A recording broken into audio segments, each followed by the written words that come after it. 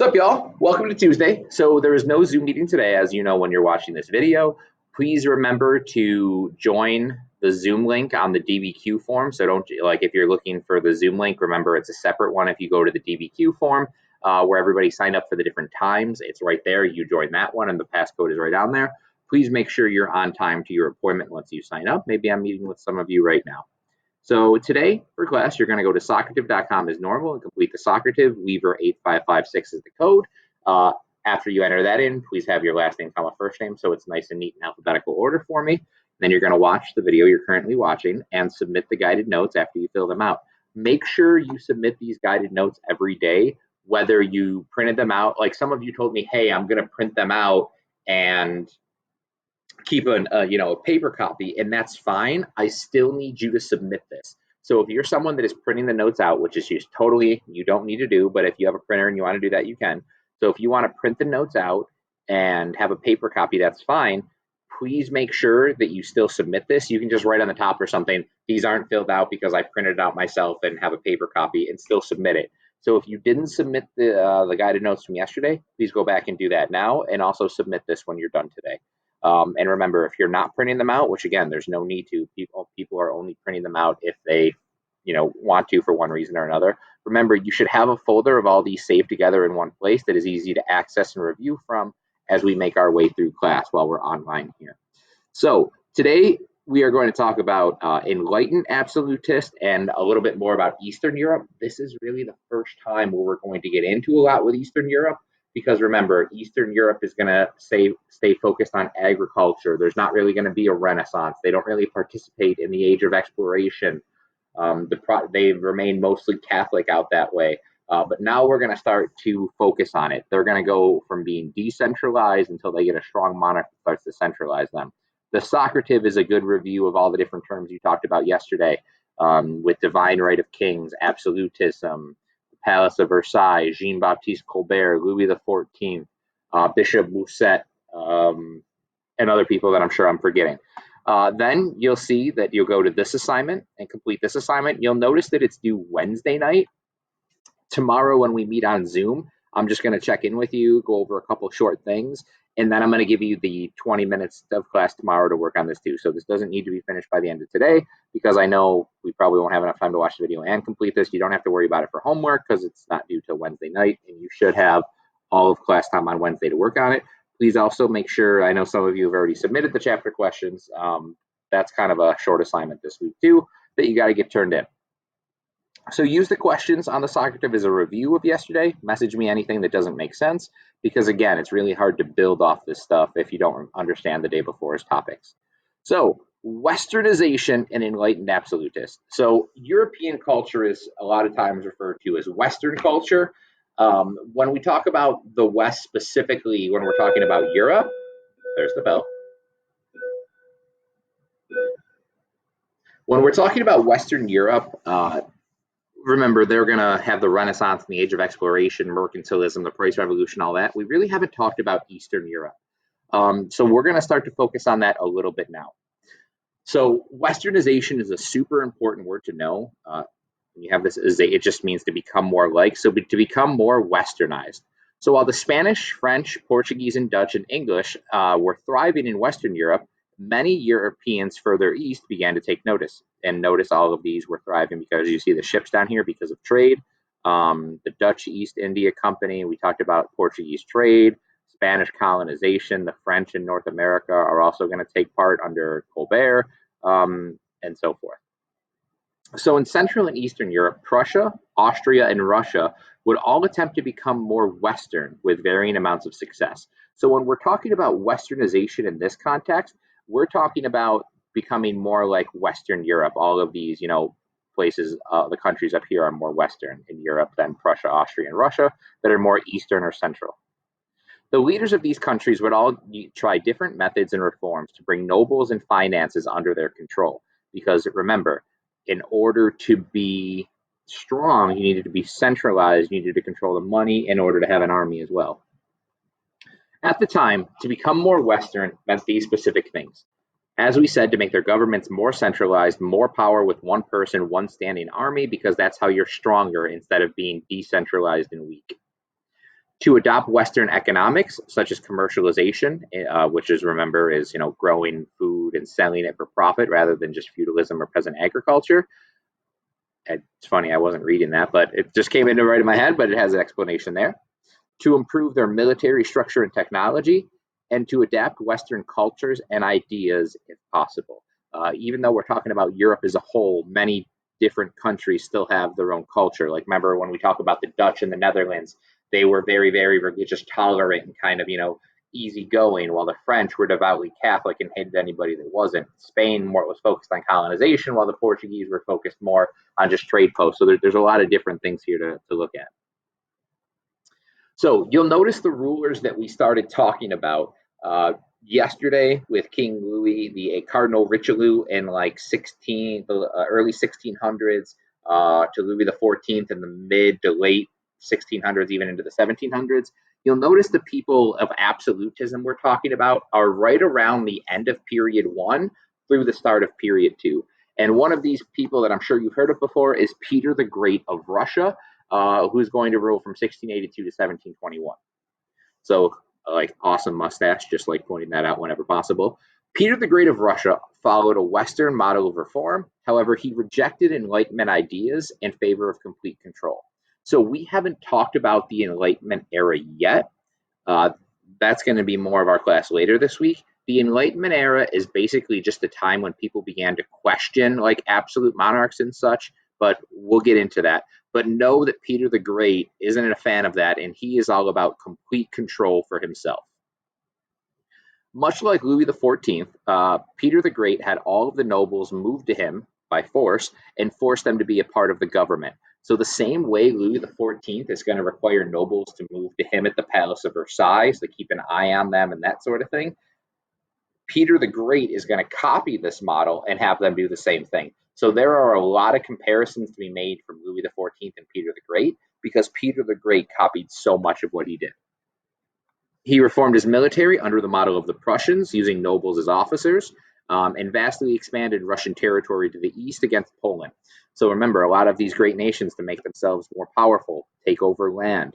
The reason you use the nobles as officers is because that way, because you're giving them their positions, they should be loyal to you.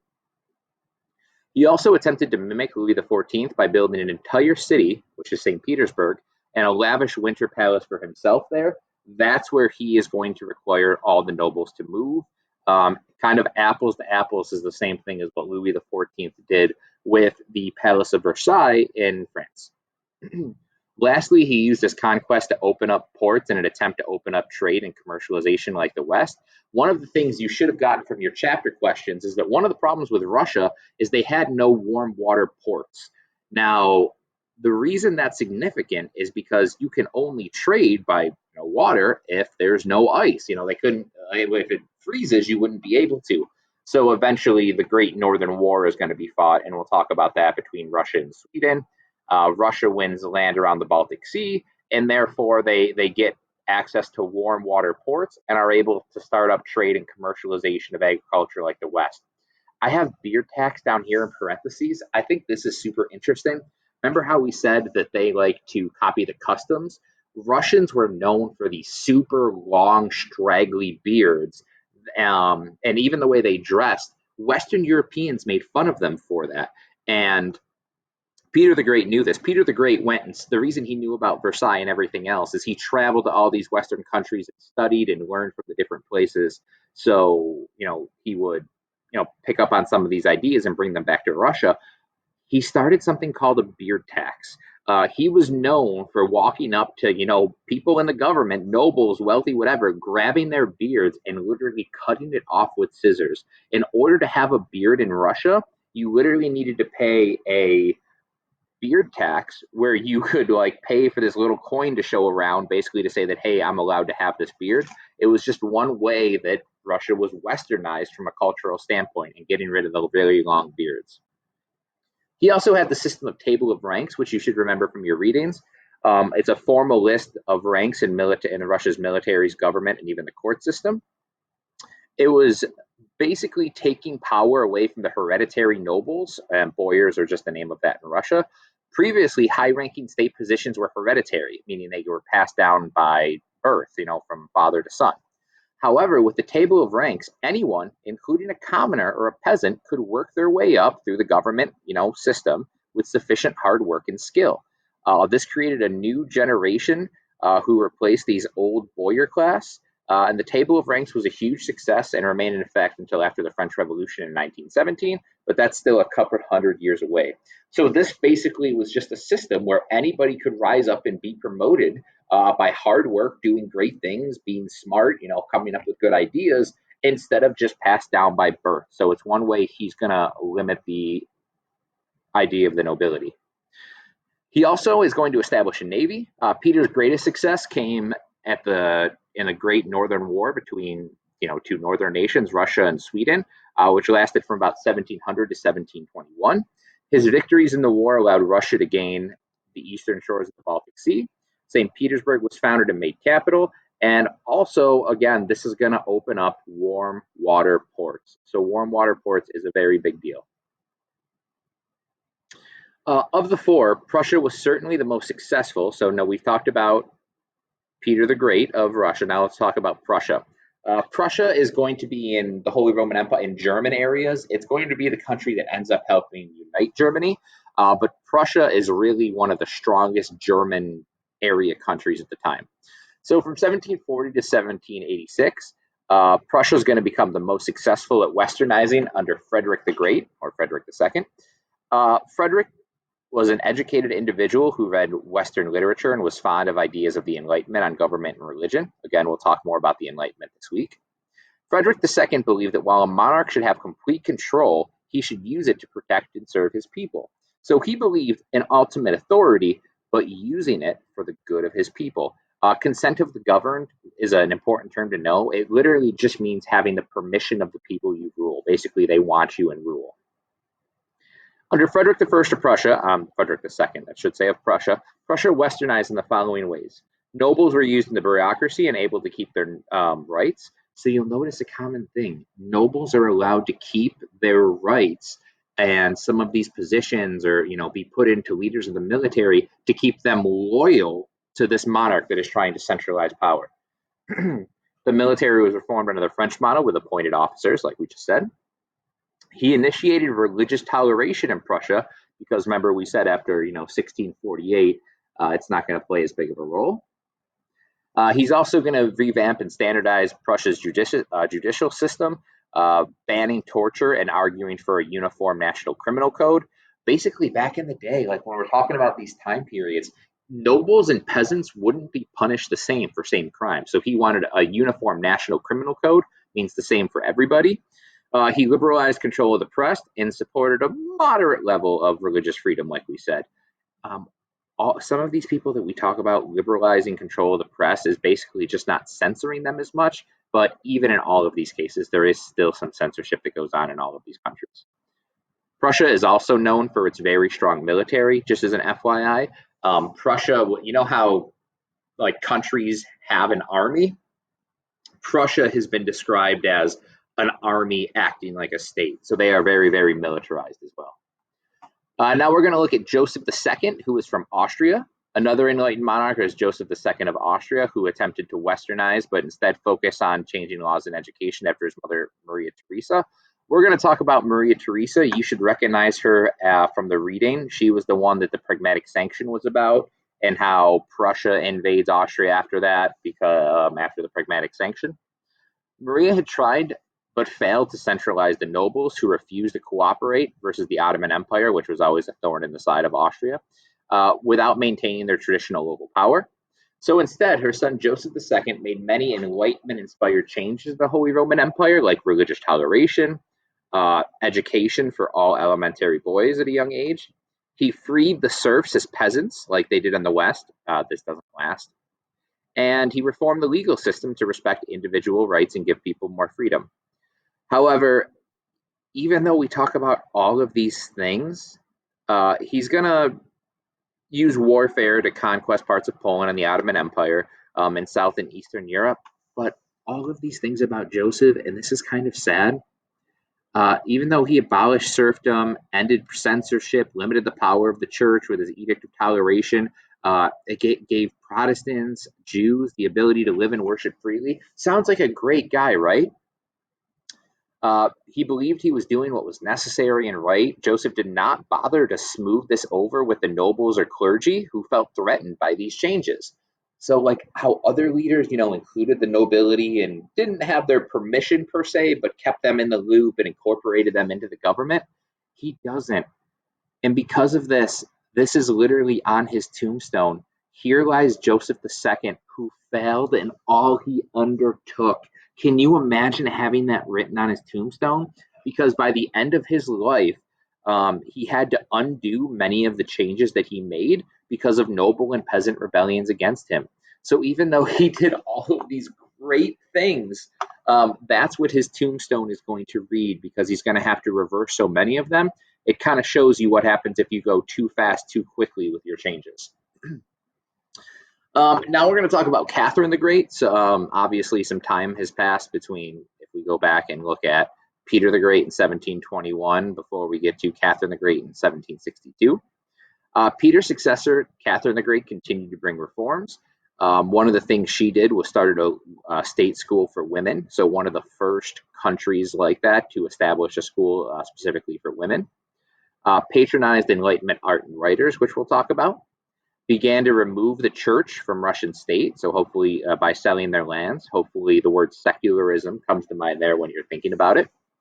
But even though she did these enlightened things, some non-Western aspects she did, she gave nobles more freedom, but because of that, she reinforced serfdom and made the Russian economy dependent on it. So even though she's, trying to make these changes, when feudalism is going on, most people are still, tied to the land, and the economy really can't grow. She is going to continue to expand Russia massively to the east versus the Ottoman Empire. The Ottoman Empire is sometimes known in this time period as the sick man of Europe, because it's basically getting beat back by all of these other countries that are becoming more centralized and powerful, and poor Poland, decentralized, still getting kicked around. So these are a bunch of people, and I realize we talked about a lot of them, but a lot of them have something in common. So by putting these names together, Catherine the Great, Peter the Great, these are all people that are westernizing their nation. It's all people that are enlightened to some part, meaning giving more religious toleration, opening schools, banning torture, in some regards. But it's important to be specific. Like Catherine the Great didn't ban torture, and she gave more power to feudalism and noble. So it's important to look back and know these people, what country they're from, and some of their major ideas are. So when we talk about these absolute rulers, they really had pretty much ultimate power. For example, Louis the 14th, how nobles would come and like to his reign and everything, live at the palace of Versailles. Nobles would literally, it would be a privilege if they could attend his dressing in the morning, if they could hold his sleeve while he got dressed, if they could help him brush his teeth, if they could, all of these different things. And because if you were close to the king, you could ask him for favors or money or support with certain laws or anything else you want passed. So these people were methodical in everything they did. They were seen as almost godlike, and they're going to be able to get a lot of control over their countries. You can see that some of them that we talked about today were a bit more enlightened, or allowed more freedoms and toleration for the people. And you had people like Louis the 14th, where he said, I am the state, everything revolves around me, which is why we call him the Sun King. So I hope this was helpful. Message me any questions that you have. Remember to submit this and keep them in a safe place. There was a lot of people today, so looking over those people would probably be helpful. And message me if you have any questions.